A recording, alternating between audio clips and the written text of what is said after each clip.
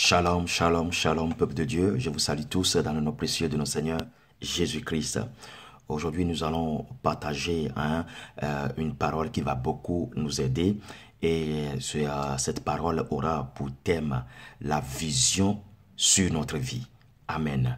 Le degré que nous avons, le degré de vision que nous avons sur notre propre vie. Vous voyez, et nous allons prier pour cette parole. Seigneur, trois fois, Seigneur, nous te bénissons, nous te louons pour le souffle de vie que tu nous as accordé. Viens nous accompagner pendant ce moment de partage au nom précieux de notre Seigneur Jésus-Christ. Amen. Alléluia. La vision sur notre vie.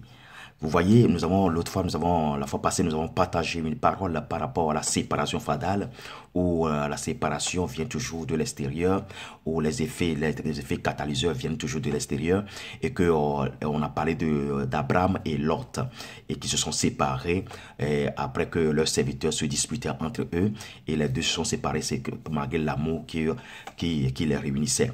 Alors vous allez voir que ce partage que nous avions partagé avant, cette parole que nous avons partagée, et des fois, on lutte pour éviter la séparation. Je reconnais que des fois, nous luttons pour éviter la séparation. Nous cherchons des solutions pour rester toujours ensemble. Mais l'autre côté, notre conjoint ou bien notre ami est tellement infecté par le problème qui est venu de l'extérieur, ce qui fait que lui, il décide, malgré tout l'effort que nous fournissons, de se séparer de nous. Alors, on ne peut pas obliger une relation aussi. Donc, du coup, si la personne finit par se séparer de nous, qu'est-ce qui se passe? L'amour que nous avons pour cette personne fait que nous restons stagnants, nous n'évoluons plus, nous restons à pleurnicher, à pleurer sur notre sort, nous restons à penser à l'amour que nous avons pour cette personne, et de notre côté, nous n'arrivons pas à évoluer. Alléluia. Donc, si c'est ton cas aujourd'hui, cette parole va beaucoup t'aider, parce que des fois, quand on se sépare des gens, Dieu renouvelle le plan qu'il a pour nous. Dieu, lui, il ne se sépare jamais de nous. Alléluia. Malgré que vous vous aimez, vous avez la relation avec Dieu, mais Dieu n'abandonne jamais ses enfants. Alors, si tu m'écoutes et que dans une relation que tu as beaucoup aimé, cette relation que tu as voulu conserver, et que malgré tous tes efforts, la relation t'a quitté, la personne t'a quitté, la personne s'est séparée de toi, la personne t'a oublié, et laisse-moi te dire que Dieu ne t'a pas oublié. Il faut mettre ta confiance en Dieu. On peut aimer nos amis, mais la confiance doit être placée sur notre Dieu, sur notre Seigneur Jésus-Christ. Nous allons voir une parole après que Lot a choisi la plaine qui est bien arrosée, qui se dirigeait vers Sodome, et parce qu'il a vu que là-bas il y a de l'espoir, et ce qu'il voit, c'est une plaine qui est bien arrosée, bien verdue. Donc du coup, il a choisi le bon côté, entre guillemets. Alors il s'est séparé de son oncle Abraham. Alors Lot était parti, mais vous allez voir que malgré l'amour que Abraham avait pour Lot, quand Lot était parti, Abraham n'était pas resté sur place. Abraham a évolué, et Dieu est intervenu dans la vie d'Abraham. Il lui a réorienté. Alléluia. Dieu ne t'a pas abandonné. Cette relation, tu as tout fait, tu as lutté pour la garder, mais la personne, l'autre côté, l'ami ou bien le conjoint ou la conjointe a décidé de partir parce que il y a eu quelque chose qui est venu qui n'a pas digéré. Alors du coup, même si c'est toi qui as eu tort, et c'est pas toi que l'élément catalyseur est rentré dans la relation, et que tu t'es senti en tort, tu t'es senti que c'est toi qui a provoqué, et c'est par toi que la séparation a eu lieu. Mais je vais te dire une chose, ne reste pas sur place pour pleurer sur ton sort, pour t'accuser, pour te reprocher sans évoluer. Il faut arriver à un moment donné, il faut avancer, il faut évoluer. Lot est parti, Abraham l'aimait, mais Lot est parti. Mais Abraham n'est pas resté sur place, il a évolué. Évoluer sur les conseils de qui? De Dieu. Évoluer sur les recommandations de Dieu. Même si on est séparé d'une relation, gardons toujours la relation que nous avons avec Dieu. Parce que le salut est personnel. Le salut est individuel. Que Dieu te bénisse pour ce conseil que tu as reçu. Alors, rentrons dans la parole. Alors, nous allons voir toujours dans le même chapitre, Genèse, chapitre 13. Maintenant, on va aller sur le verset 14. Écoutons, je lis dans le nom précieux de notre Seigneur Jésus-Christ. L'Éternel dit à Abraham, après que Lot se fut séparé de lui, lève les yeux et du lieu où tu es, regarde vers le nord et le midi, vers l'orient et l'occident. Car tout le pays que tu vois, je le donnerai à toi et à ta postérité pour toujours. Je relis. L'Éternel dit à Abraham après que Lot se fut séparé de lui. Lève les yeux et du lieu où tu es, regarde vers le nord et le midi, vers l'orient et l'occident, car tout le pays que tu vois, je le donnerai à toi et à ta postérité pour toujours. Vous voyez, Abraham vient de sortir d'une séparation qu'il aimait beaucoup, mais il n'a pas oublié la relation qu'il a avec son Dieu. Là, Dieu est intervenu, Dieu lui a parlé. Il a dit, tout le pays que tu vois, je te le donne. Alléluia. Tout le pays que tu vois, je te le donne à toi et à ta postérité. Et nous avons vu comment Abraham a évolué. Comment Dieu a encore béni Abraham. Vous voyez, nous disons que le thème, c'est la vision que tu as sur ta propre vie. Vous savez, Dieu ne peut pas te bénir au-delà de la vision que tu donnes à ta propre vie.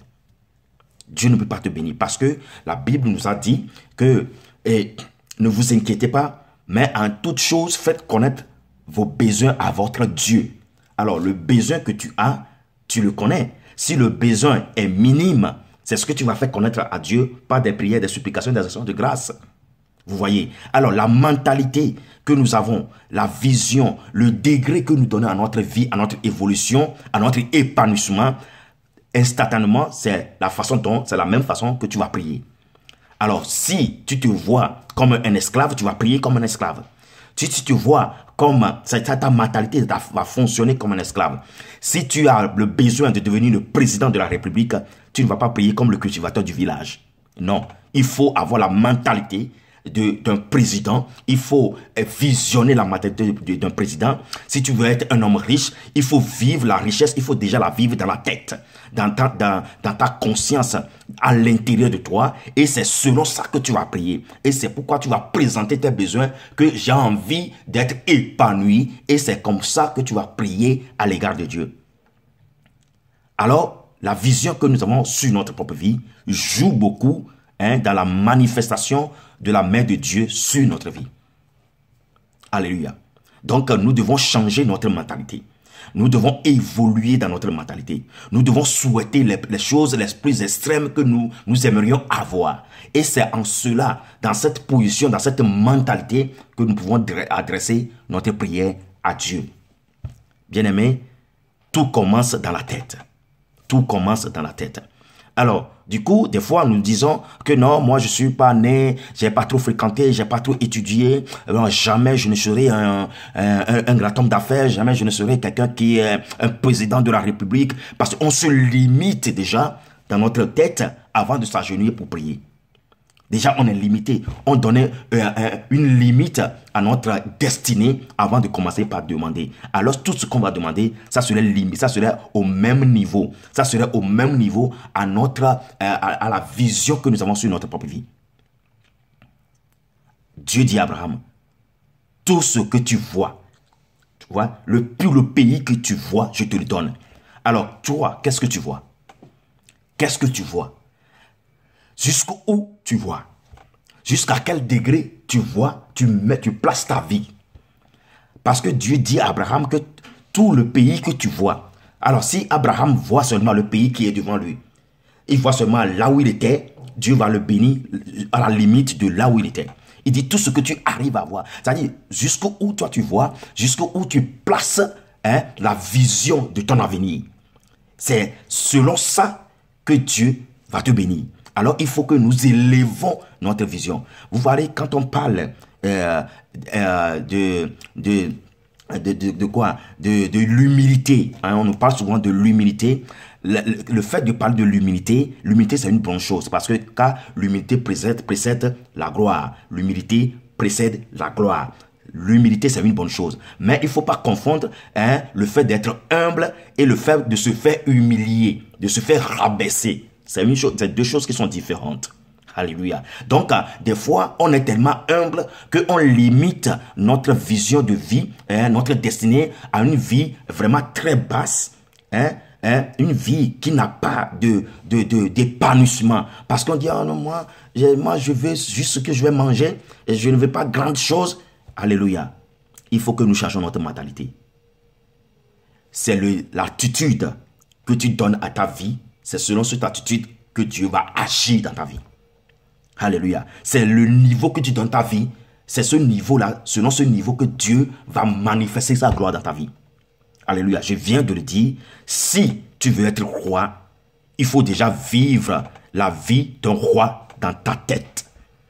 Et c'est selon ça que tu vas prier. Car Dieu nous autorise à demander ce que nous avons besoin. Alléluia. Ce que nous avons besoin, il faut déjà vivre ça dans la tête. Il faut déjà voir ça. Il faut déjà vivre dans l'atmosphère d'un roi pour devenir un roi. Alléluia. Vous voyez, c'est ça même la signification de la foi. Car la foi est une ferme assurance de ce qu'on espère et une démonstration des choses qu'on ne voit pas.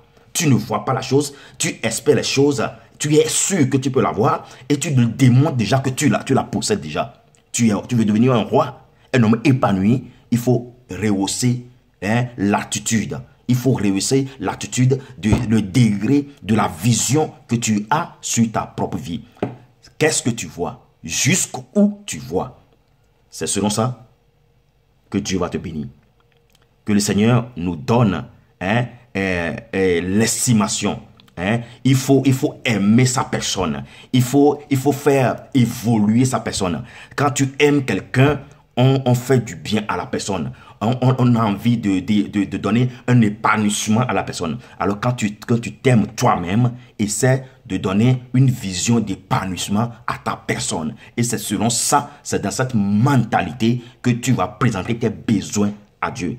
Dieu a dit à Abraham, le pays que tu vois, je te le donne à toi et à ta postérité. Donc, notre vision, notre regard doit aller plus loin que le bout de notre nez. Que le Seigneur nous bénisse. Dieu, il est capable. Il a tout. Le trésor, l'or et le trésor appartiennent à Dieu. L'épanouissement appartient à Dieu. Et le plan divin que Dieu a eu dans la tête avant de créer l'homme en son image et à sa ressemblance, c'est que l'homme soit heureux.